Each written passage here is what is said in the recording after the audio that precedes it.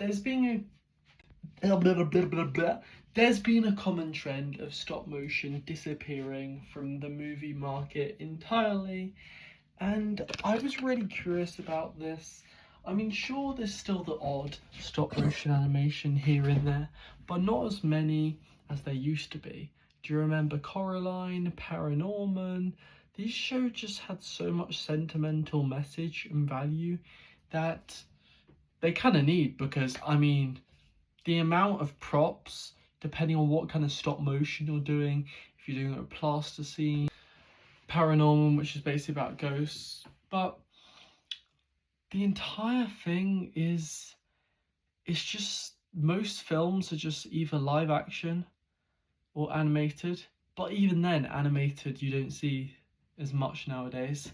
But there's a reason for that. It takes ages. Stop motion takes ages, especially with Paranormal, with the amount of faces. If you saw the behind the scenes videos with, imagine all the facial expressions, just like a YouTuber trying to take a thumbnail, just like this video. But imagine a YouTuber taking a thumbnail of all the expressive faces. Like, it's also with new movies like Obsession, Backrooms, Obsession, which I think they spent like 100k to actually make the movie and 600k or something on marketing. I'm probably totally wrong. If there's a good stop motion movie, it always has a brilliant story, because why waste your time on a bad story when every second, every hour, you have to be as efficient as possible for your craft. Because they hire the best to be most efficient with their time. But then again, it still takes 6 years, because movies are like an hour and a half, and Del Toro's Pinocchio was a new one that did brilliantly. So I don't know why they're not. It's probably like this puppet, which is the worst example physically possible, but I made it. It took 20 hours. Or I was like, it can't take long, it's going to be super easy to make a puppet. But I was proven wrong.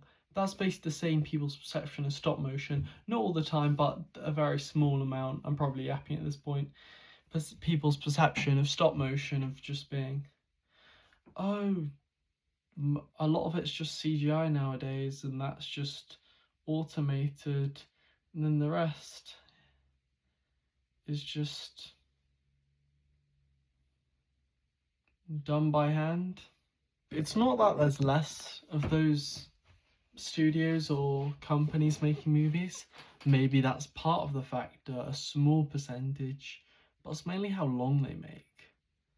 But at the same time, I feel like majority of people, to ensure money back, make a movie every 1 to 2 years, just, to the average director trying to make, revenue on what they spent on the movie, which is completely reasonable, because you have to think about everyone working on it, everyone has to make a living.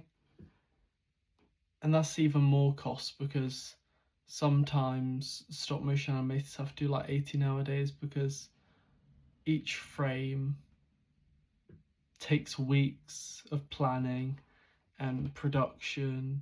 So the costs have just keep on skyrocketing. But the reason why some people are willing to still pay it, I believe at least, is it's none of this AI absolute garbage. It's real, genuine human movement.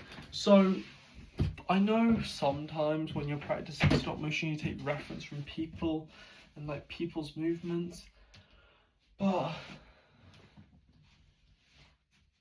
only humans have the conscious and emotion to express their creativity. Every single human, from watching films or like adapting their own mind, has their own personality and their own just personality and creativity that they just blossom onto a project. Of course there's going to be limitations compared to CGI when it comes to stop motion studios, but I truly do believe they have a place in my heart.